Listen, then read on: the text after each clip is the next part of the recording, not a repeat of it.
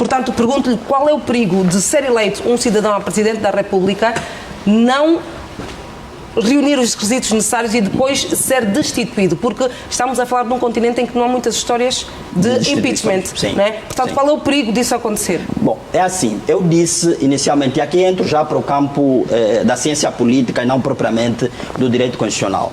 A análise que se faz de um processo de destituição feito na América, feito em África, são contextos absolutamente diferentes do ponto de vista político.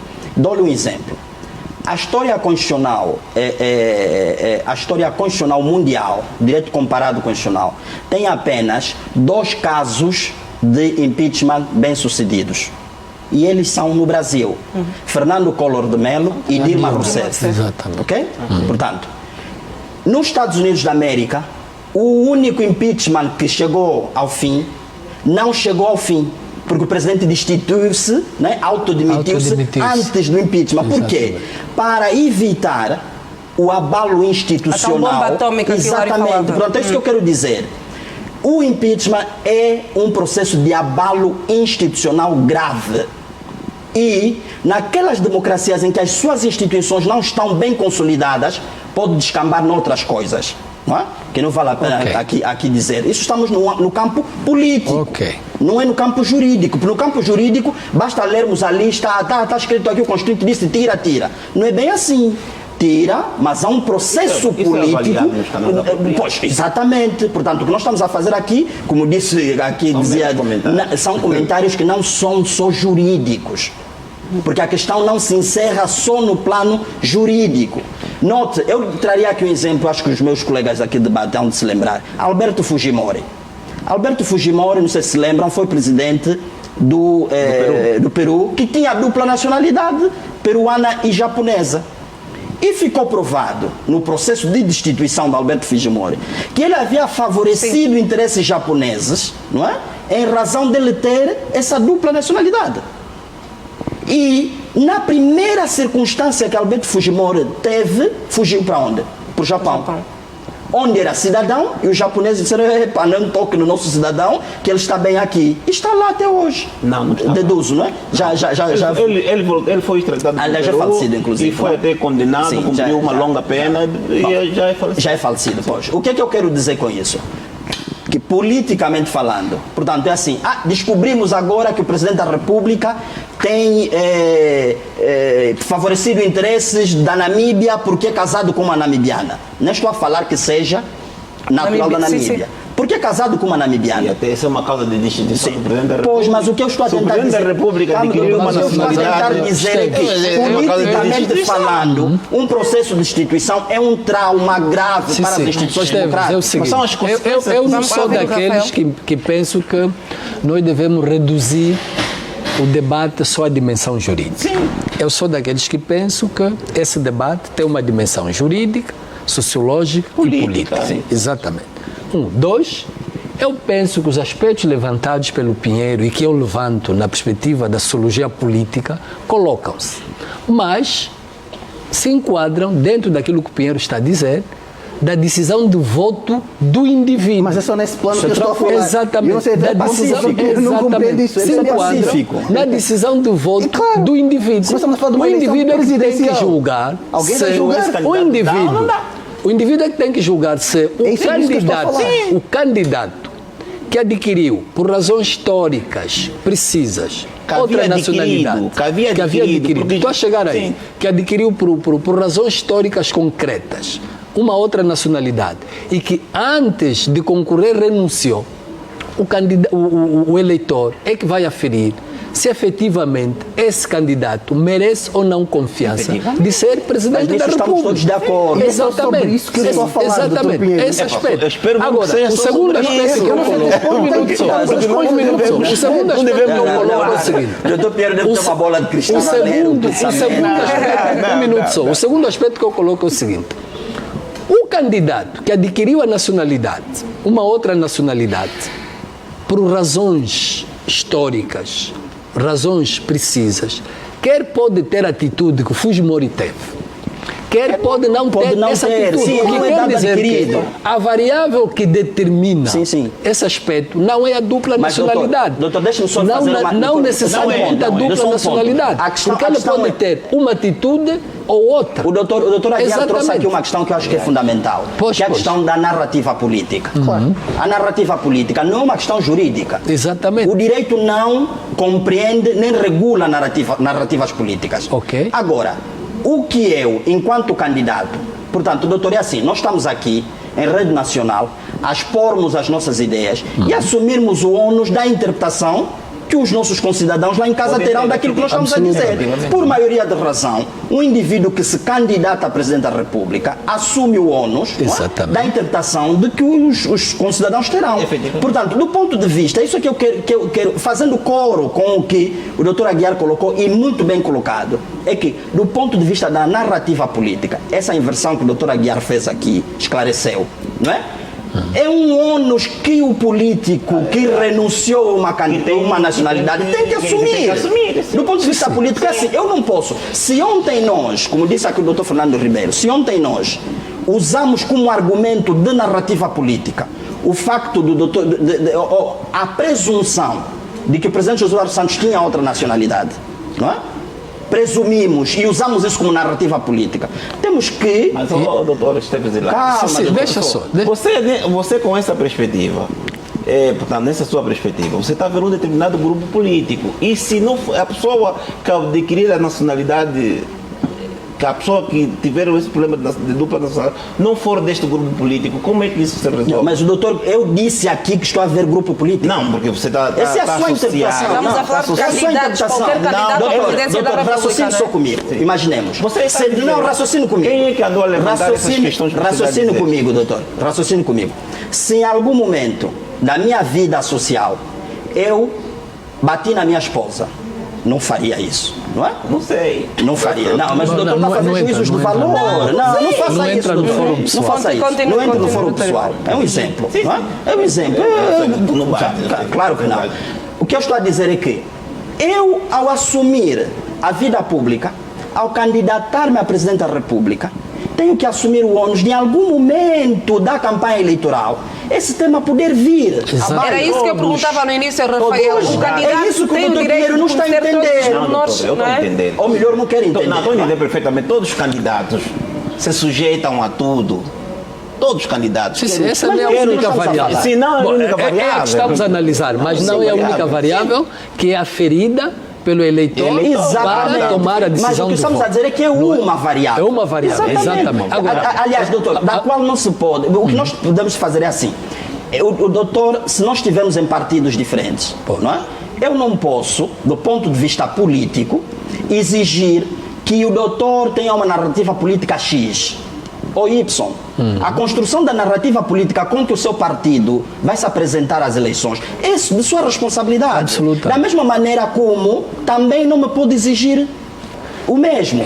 O que é que eu quero dizer com isso? É assim, se um partido em determinado momento decidiu usar essa narrativa política no âmbito da disputa política, não estamos no âmbito jurídico, no âmbito da disputa política, é um instrumento de disputa política. e deixa-me enriquecer isso. Deixa-me só enriquecer eu isso. acho- É por isso considero que, isso normal. Esteves, é por isso que a mudança de narrativas tem efeitos perversos para os dois lados, portanto, do ponto de vista dos resultados eleitorais. Porque, vejo o seguinte, quando a narrativa política vinha de um dos atores, ela era dirigida para um determinado extrato social, certo? Sim. E as pessoas minimamente lúcidas conhecem a essência de cada formação político-partidária.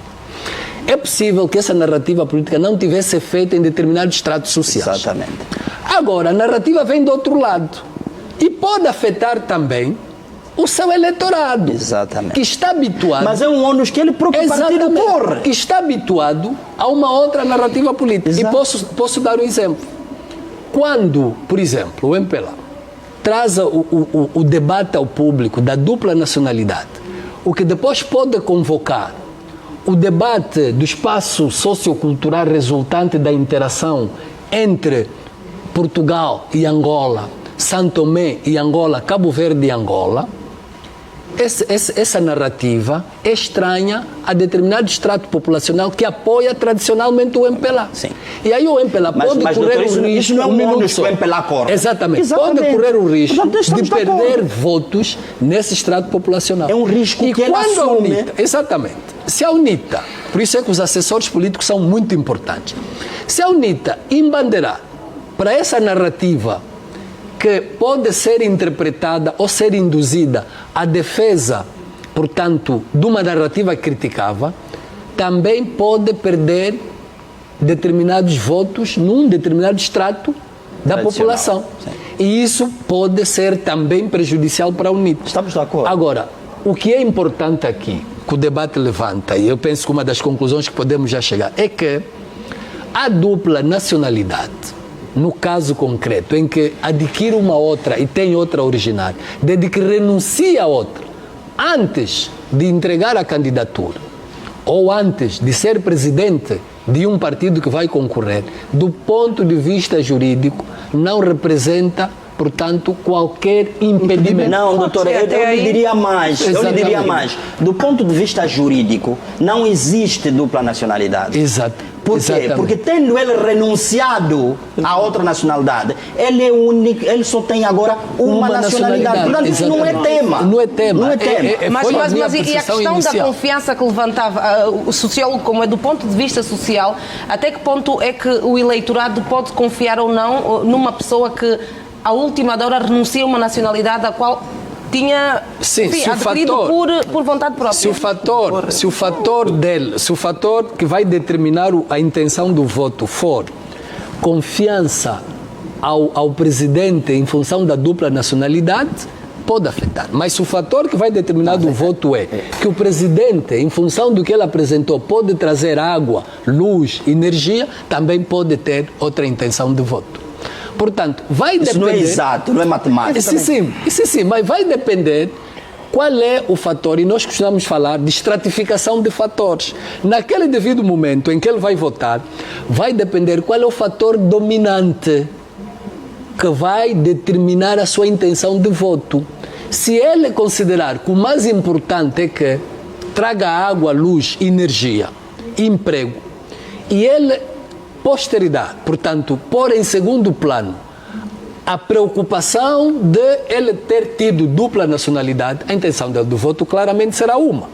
Mas se ele colocar como fator determinante a confiança e a probabilidade desse candidato poder favorecer o país que ele renunciou, aí também a intenção do voto pode ser outra. Eu digo mais, o que quer dizer que é o cidadão, em última instância, que vai sancionar ou não o facto de um determinado candidato ter renunciado, portanto, a candidatura. O cidadão tem a voz final. Eu digo mais, nós estamos a olhar na acepção nacional, que é interessante e que é a mais importante, mas nós também podemos olhar na perspectiva, e eu falava da perspectiva política, partidária. Sim, sim. Até que ponto isto não divide o próprio partido? Até que ponto no próprio partido se discutiu se valeria a pena eleger este candidato tendo ele dupla nacionalidade?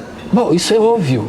A conflitualidade... Até que ponto isso fragiliza o próprio A partido? conflitualidade é intrínseca às organizações sociais. Aliás, todas as organizações sociais... E por isso é que nós não podemos olhar isto só do plano jurídico. Todas A as candidatura é uma organizações coisa. sociais. Os Não, estatutos Cláudio, de partidos todas políticos. as organizações Estatuto sociais é que não lei. têm Os estatutos do partido Os estatutos político são normas. depositados no Tribunal Vamos Constitucional, todos os estatutos de partidos políticos O depositados no militante Tribunal não está muito Constitucional. preocupado Nenhum quando vai votar no estatuto, candidato. nenhum estatuto considera, digamos assim, deixou de acautelar a questão da nacionalidade angolana de origem. Não, mas Pinheiro, até a questão que ele coloca todos não os é essa. estatutos. Pinheiro, E mesmo a própria lei dos partidos políticos em vigor Pinheiro, considera a questão Nisso Ribeiro estamos que a de acordo, condição de Não é presidente esse de o ponto. partido Doutor, esse só é de legalismo cidadão afasta nacional de origem. Não é esse, mas mas é o legalismo que o Pinheiro. tribunal vai aferir. O tribunal não mas vai isso também é uma aferir questão essas não, questões mas subjetivas. Na luta Pinheiro, partidária a questão que o interna. Ribeiro Tá bem. coloca não é essa. A questão doutor que o Ribeiro Pinheiro. coloca é que esse aspecto pode Tá trazer difícil, doutor. conflitualidade. Não é o único. Pode. Bem, mas a conflitualidade é própria da nossa sociedade. Mas isso estamos a o partido não é uma câmara de mudos. Pinheiro, permita-me só. Sim. Eu costumo dizer que um organismo social que não tem conflito é anormal. caminha para um estado anômico e para uma morte súbita. E um organismo social onde só há violência, a violência também é normal e caminha para o mesmo lugar. Ora, esse fator pode sim, senhora, trazer conflitualidade. E eu estou a falar em abstrato, não estou a dizer, não estou a falar em concreto. Trazer conflitualidade. Ao contrário do Dr. Pinheiro está a interpretar. Mas atenção, Não, a reação, a reação a esse fator, um minuto só, a reação que está a ter a sociedade e determinados círculos e determinados grupos de pressão e elites pode também trazer consenso e unidade. Sim. Depende do modo como o organismo Sem dúvida, sim. vai gerir a conflitualidade, a reação, portanto, que vem de fatores exógenos. Externos. Exatamente. Agora, também lhe digo que a atitude que o MPLA teve em relação, ou que está a ter em relação a esse fator, também precisa cuidar. Porque Mas pode lembra-se o que eu disse? trazer... Não, estou a Lembra-se trazer... o que eu disse? Sim, Que estou eu a trazer não fatores concordo. concretos. Também pode trazer conflitualidade no interior do MPLA, Claro. onde as pessoas enraizaram determinado modos, Valores, sim. valores, princípios, não é? E pode trazer também Esteves Hilário, conflitualidade. esta questão foi colocada e porque o Fernando Ribeiro e também o Rafael Aguiar falavam das questões internas dos partidos, de algum partido onde o seu cabeça de lista, o presidente, tenha a dupla nacionalidade. A minha questão é a seguinte: essa questão está a ser colocada agora de forma nacional, digamos assim, por causa das eleições presidenciais que se aproximam. Não seria uma discussão que já devia ter sido feita dentro do próprio partido, sendo há quando, pelo menos, da eleição de uma pessoa com dupla nacionalidade à presidência do partido? Okay. Olha, eu gostava, respondendo à sua questão, dar uma nota. A questão da nacionalidade, eu comentava isso há dias com alguém. Na minha opinião, ainda temos aqui reflexos da Conferência de Berlim. Ainda temos reflexos dos 500 longos anos de colonização nesta questão. Isso não é um problema exclusivo de Angola. Não é? Sempre que há eleições em cada país africano, aqui na nossa redondeza, esse tema vem à baila. Recentemente, quem acompanhou as eleições na República Democrática do Congo, veio à baila a questão de que Kabila não era congolês, era ruandês. Isso é um tema. Pierre Nkurunziza teve a mesma discussão. Não é? Portanto, o Paul Kagame tem a mesma discussão, não, mas ele, apesar de ser filho de ruandeses, nasceu na Tanzânia. Quer dizer, há sempre essa discussão. É típica do nosso continente, mas também é típica da política, porque se formos para os Estados Unidos da América, da disputa política, não é? Portanto, é um problema da disputa política. Disputa política agora, pode entrar, mas nós temos que ser objetivos. Mas é assim, a política não é objetiva, doutor. Está bem, mas... O direito pode ser, mas a política... regras do direito. Sim, mas o debate, o que eu estou a tentar passar desde aquela hora, é que o debate não é só jurídico. Não, mas respondendo à questão que me foi colocada, eu acho que os partidos políticos amadurecem, não é? Como qualquer organização social, amadurecem com o tempo. E até mudam de correntes ideológicas. Não é? Nós já vimos partidos que viram-se mais à esquerda, mais à direita, está no centro, vira-se... Enfim, é normal na política. Também é normal na política que os próprios partidos políticos assumam, não é? Portanto, num partido político, ao decidir eleger um determinado indivíduo para ser presidente do partido, deduzo eu que haja um escrutínio, não é? Sobre a vida pregressa do indivíduo, não é? E que efetivamente se analisem fatores endógenos do indivíduo que podem ser prejudiciais no contacto com o eleitor. Porque o fim do partido é alcançar o poder, não é? Mas ele não alcança o poder se não conseguir convencer o veículo de alcançar o poder, que é o eleitor. Portanto, o partido tem que compreender que, ao elegermos o cidadão A e não o cidadão B, temos as vantagens A, B, C e D. E as desvantagens, outras. Não é? Portanto, há uma espécie de uma análise SWOT do candidato, Claro. não é? Para, na perspectiva de como o eleitor vai olhar para esse candidato. Não é? Nós temos a ciência política, não é? E o doutor Aguiar falou aqui do papel do assessor político. É comum, por exemplo, nós avaliarmos se o partido devia ser liderado devia apresentar como candidato uma mulher ou um homem. Uma jovem, Um jovem. mas é tudo calculado, Isso é né? tudo calculado. A ciência política estuda esses fenômenos. Agora, quando um partido, deduzo eu, onde eu não estou, não é? Deduzo eu que decide escolher o doutor Aguiar e não Esteves Hilário, é porque entendeu que efetivamente o doutor Aguiar tem melhores condições de convencer o eleitorado. Agora, isso também, o próprio partido saberá que o doutor Aguiar, ao ser eleito, ele traz consigo uma carga de passivos A, B, C e D. E o partido assume o risco de entregá-lo ao escrutínio do eleitor com estes passivos, entendendo que os ativos que ele agrega ao partido são maiores do que... Exatamente. Isso é normal. E era isto que eu estava a tentar explicar normal. do ponto de vista da disputa político-partidária. Não, isso é... Portanto, isso é. e por mais que queiramos levar o assunto para o plano jurídico, da lei constitucional, da Constituição, das leis ordinárias, claro. Isto está tudo claro.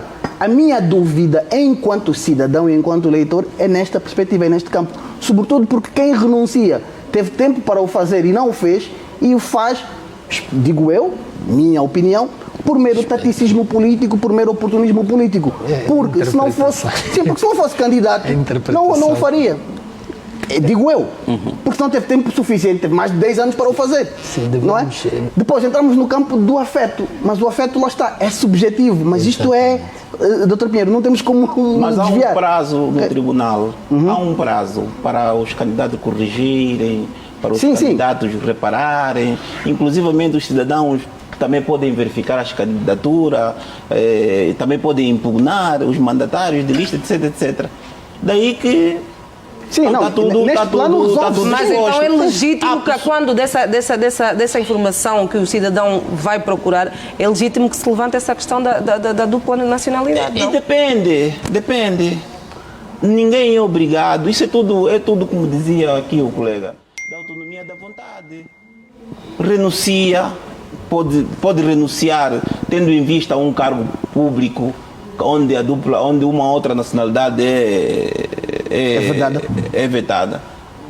Ou não, a renúncia, para mim, verifico isso com naturalidade. Acho que não é uma questão que se possa dizer que A foi oportunista ou B foi... Porque é como diz aqui o colega, se o partido acha que a pessoa A tem melhores condições, cria as condições para que o ache a presidente de um determinado partido. Mas então, na sua opinião, e era a pergunta que eu fazia também ao Rafael no início, na sua opinião pessoal, porquê que um indivíduo que envereda pela vida política e, como dizia o Ribeiro, e já há muitos anos com a pretensão de ser Presidente da República, porquê que não renuncia antes? Nós temos que ver isto é evolutivo, isso depende da vontade da pessoa, não é obrigatório. Sim, não é obrigatório. Não é obrigatório, porque ele... Quer dizer, é obrigatório se quiser candidatar à presidência da República. Lógico, é obrigatório se quiser candidatar-se a presidente da República. Mas se não há nenhuma indicação para ser presidente da República, ele sente-se confortável com a sua situação ou não. Isso depende muito da pessoa. Não tem nada... Aliás, não tem nada do ponto de vista jurídico. Jurídico, efetivamente. É bom dizer não isso. Tem nada. Do ponto de vista jurídico, pode não ter nada. Não tem agora. nada. O que os Aliás, é que se não tivesse nada do ponto de vista dupla político, nacionalidade. Não, é normal. A dupla nacionalidade em Angola. A dupla nacionalidade em Angola é tão generalizada. Só mesmo o presidente da República é que é impedido de ter... Essa é outra discussão que nós podemos ter. Mas a dupla nacionalidade entre nós é tão generalizada é uma cultura e que até nem...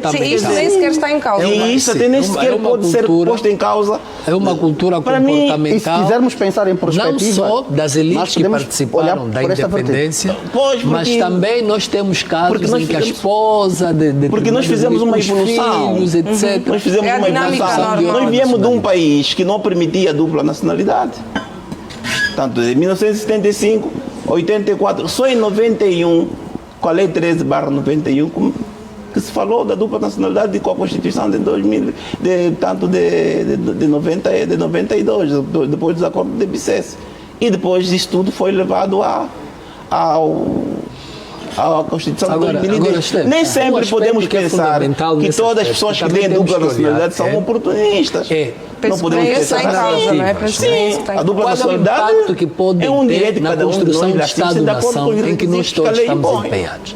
Tendo em conta o nosso processo histórico, é outro aspecto que devemos analisar. Qual é o impacto que essas narrativas, que forças políticas com responsabilidades acrescidas para a construção do Estado-nação, que impacto é que pode ter esse tipo de narrativas? Também podíamos e devemos avaliar a situação nesses termos, porque na construção do Estado-nação, nós não temos só que olhar o passado.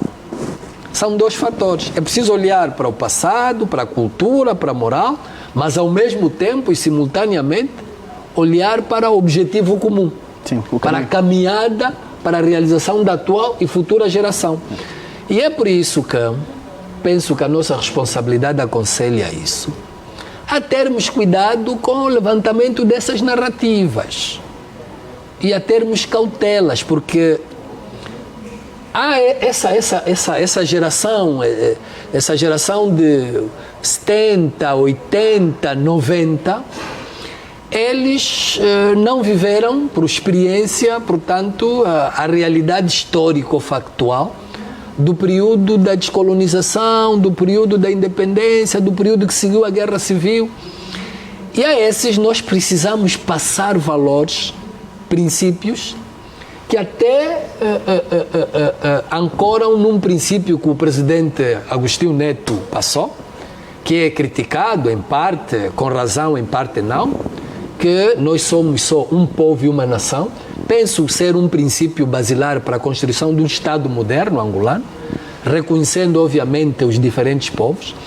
E então eu acho que devemos apelar, no âmbito da construção do Estado-nação, que essas narrativas tenham cautelas para que o vale tudo não seja uma cultura comportamental. Sr. Hilário, só para terminar, quem é que faz a fiscalização sobre essas questões, sobre os candidatos à presidência da República e terem ou não essa dupla nacionalidade? Quem é que faz essa fiscalização?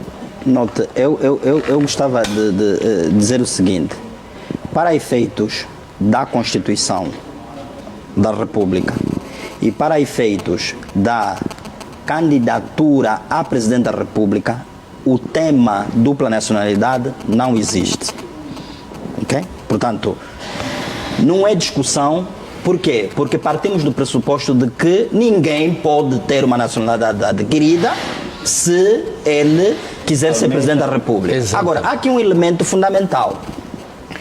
A Constituição não aborda a questão da dupla nacionalidade originária. Sim. Okay. Não aborda. Sim.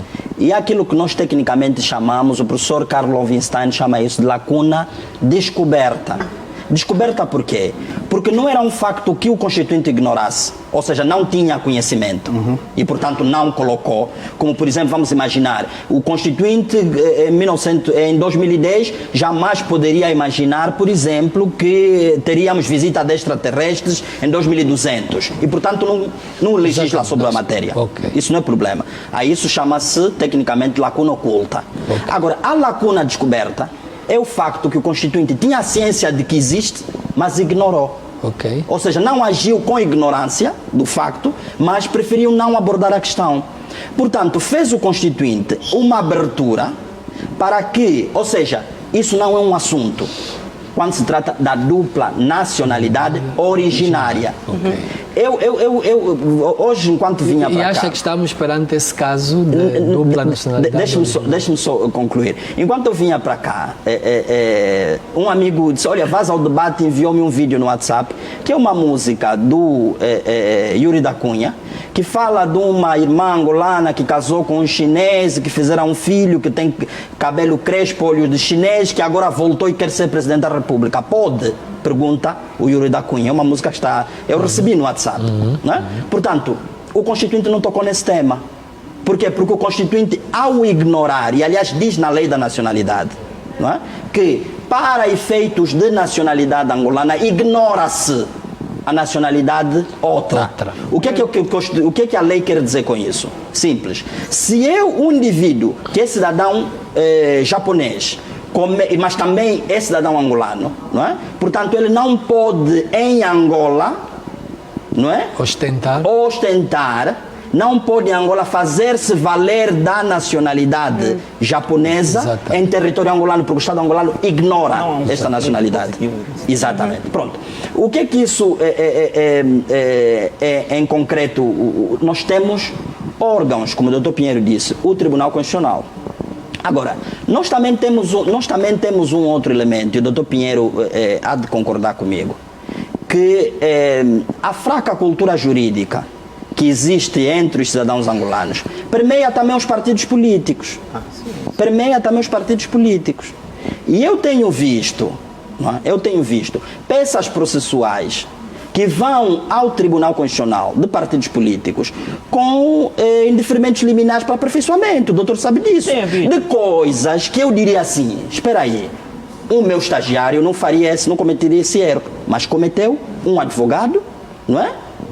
Experimentado. Exatamente. Portanto, errar é humano. Efetivamente. Errar é humano. Por isso é que existem os tribunais, não é? Para observar a lisura das candidaturas.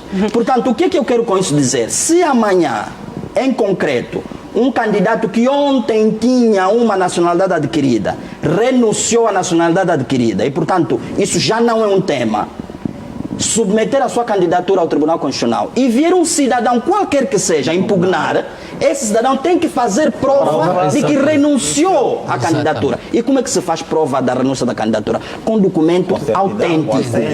Não é? Doutor Manuel Pinheiro, tem que extrair certidão. Como tinha dito, tem sim, senhor. Deixe só terminar, pronto, terminou. 1 minuto, não 30 segundos. Pinheiro, conclusão. Não, é dizer que isso é um processo, é um aprendizado grande. Os partidos políticos, em princípio, devem adequar os seus estatutos à Constituição para evitar que certos candidatos que venham a propor venham a sofrer impugnações. Portanto, estou-me a referir ao vice-presidente, ao candidato ao presidente da Assembleia Nacional, porque o candidato do presidente da Assembleia Nacional está na linha de sucessivos do presidente da República em caso de algum imponderável. Rafael, 30 segundinhos de conclusão. Eu penso que termino como iniciei. Não é um tema essencialmente jurídico, está claro, é um tema de natureza mais sociológica e penso que a nossa preocupação, com que termino, é que as narrativas políticas, o debate político, a disputa política deve ter sempre em conta o processo em que estamos de construção de Estado-nação.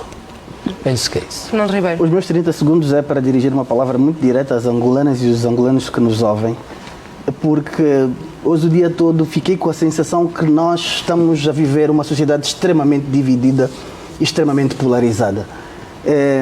E nós, com ataques pessoais, com, enfim, insultos às pessoas que nós nem sequer conhecemos, eu penso que nós não devemos construir esta nação, não é esta nação que nós queremos. E o respeito, a ética, a moral, continuo eu nos meus valores, eu sou assim e continuo neles, devem estar acima de tudo isso. E, portanto, política sim, mas política com moral, política com ética, e isso serve para quem está no poder, quem almeja o poder, e os angolanos e as angolanas terão em 2022 oportunidade para decidir e para escolher de forma livre quem querem que se mantenha ou que alcance o poder. E, portanto, essa divisão excessiva que existe na nossa sociedade, essa extrapolação dos argumentos, todo mundo hoje escreve, todo mundo hoje é uma estrela nas redes sociais, todo mundo hoje sabe de direito, de economia, de sociologia. Eu penso que isso não é bom. Não é bom.